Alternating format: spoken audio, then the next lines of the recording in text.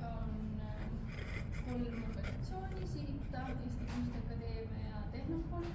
Et kui täna oleme siin kahekesi mina ja Daniel, siis selle taga ja selle elluviimist toetab palju suurem tiim. Et me oleme kokku toonud erinevad kompetentsid. Tehnopoli näol siis pikaajaline kogemus tehnoloogiaettevõtete arengu toetamisel, ühtlasi innovatsiooniprogrammide elluviimisel ja meil on ka üsna suur selline ekspertide kogukond, kes ka selles programmis siis meeskondi toetama hakkavad. Lisaks siis Kunstiakadeemia, kellel on väga tugev teenuse disaini ekspertiis just ka kasutajakogemuse vaatest, kuidas siis tegelikult probleemist jõuda sellise kasutajasõbraliku lahenduseni ja milliseid metoodikaid ja tööriistu selles protsessis kasutada võiks. Ja meil on ka siis 3. partner, Civita, kellel on siis suurepärane kogemus just selliste avaliku sektori algatuste elluviimisel, muudatuste juhtimisel organisatsioonis ja selle toetamisel. Ja kui me vaatame natuke lähemalt ka seda programmi, siis nagu Kiti eelnevalt mainis, see programm jaguneb siis 2 sellisesse suuremasse etappi, väljatöötamine ja siis katsetamine ning kasutuselevõtt. Ning on sellel siis 2 komponenti, see programm ise, mis siis toetab meeskondi, kes sellesse programmi sisenevad konkreetse protsessi, tööriistade ja metoodikatega ja kuidas innovatsiooni ellu viia ja siis ühtlasi ka rahaline toetus, mida siis jaotatakse 2 erinevas etapis. Ja siia me siis ootame meeskondi, kes enne programmi sisenemist eelkõige koonduks siis ühe konkreetse probleemi ümber, mida nad soovivad lahendama tulla. Ja meeskonnas võiks siis olla näiteks esindajad kohalikust omavalitsusest, teenuste pakkujate esindajad, tehnoloogiaettevõtted, võib-olla ka akadeemia esindajad. Aga eelkõige on oluline see, et need meeskonnad oleksid interdistsiplinaarsed ja koonduksid siis probleemi ümber, mis neid kõiki erinevaid osapooli puudutab. Ja meeskondadel on sealjuures oluline ka läbi mõelda, kes need osapooled võiksid olla, keda kaasata, kes peaksid selles tuumikmeeskonnas olema, et see lahendus päriselt ka hiljem ellu jõuaks ja kasutusele võetaks. Ja kui meeskonnad on oma probleemi defineerinud, siis neil on võimalus registreeruda eelnõustamisele. Ja selle eelnõustamise käigus meie programmi meeskonnana siis aitame neil läbi mõelda oma probleemi püstituse, kas nad on kaasanud kõik vajalikud osapooled ning kas tegelikult nende siis planeeritav projekt vastab ka programmi eesmärkidele. Ja seejärel, kui nad on eelnõustamise läbinud, on meeskonnal võimalus siis minna edasi taotlusvooru avaldust esitama. Ja esimeses etapis hakkavad siis esimese 2 kuu jooksul meeskonnad natukene lähemalt sellesse probleemi, mis nad on valinud sisse vaatama. Ehk siis saadame nad nii-öelda välitööle, tegema intervjuusid erinevate osapooltega, tegema vaatlusi, et nad vaataksid detailsemalt sellesse probleemi sisse ning selle 2 kuu lõpuks suudaksid ka siis selle probleemi paremini fokusseerida ja defineerida.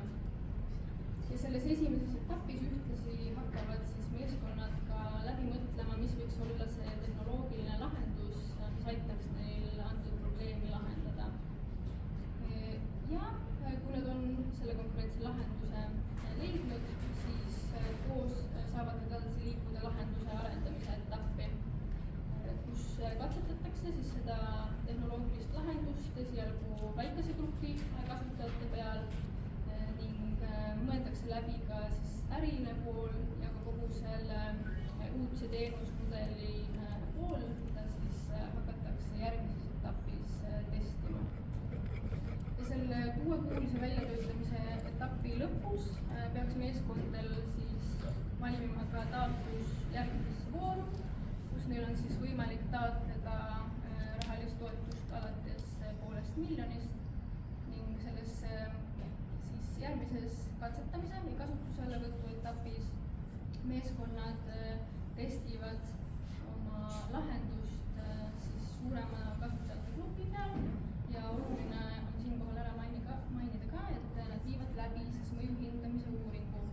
Nagu Kiti ka mainis, siis me tahame näha, mis on selle uudse lahenduse tegelik mõju nii kasutajatele, võib-olla sellele organisatsioonile, kus seda testitakse, kohalikule omavalitsusele ja kogu süsteemile tegelikult ka üldiselt, et me tahame näha seda väärtust ja mõju, mis see uudne lahendus toob. Ja sealt edasi liiguvad siis meeskonnad programmi viimasesse etappi, milleks on siis lahenduse kasutuselevõtt ja skaleerimine, ehk siis tehakse ettevalmistused selleks, et see lahendus ka tegelikult kasutusele jõuaks. Kas see vajab näiteks mingisuguseid IT-integratsioone, võib-olla mingisuguseid muudatusi regulatsioonides, kindlasti ka muudatuste juhtimine organisatsioonides, kus see uus lahendus kasutusele võetakse. Ja kogu selle programmi vältel on siis meeskondadel võimalik abi saada programmimeeskonnad, kes on siis nende nii-öelda läbivaks toeks ja võtmementoriteks ja lisaks saavad nad siis kasutada ka erinevaid erialamentoreid, kellel on mingi kindel ekspertiis, kas näiteks juriidikas, võib-olla ärilises pooles ja ka näiteks tervishoiusüsteemi integratsiooni teemadel. Ja kogu selle programmi vältel toetame meie siis meeskondi ka kindla sellise tööriistakasti ja metoodikaga, et siis tekitada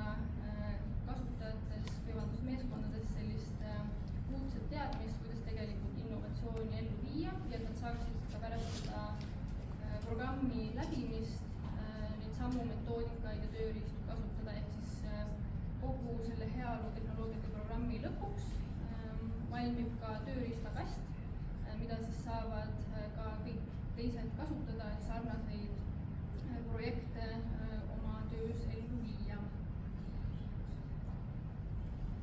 Ja seniks oleme me erinevate osapooltega läbi viinud ka selliseid eelüritusi.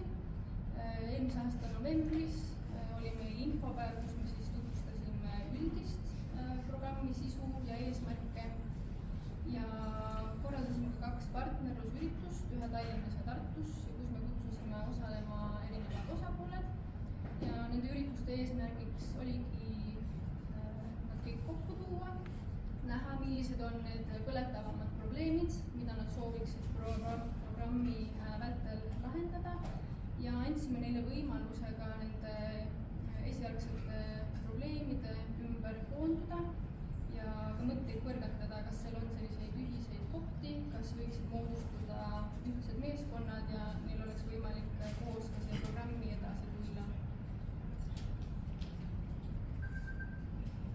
Ja lõpus tooksin välja ka mõned olulised kuupäevad, mida siin lähiajal silmas pidada.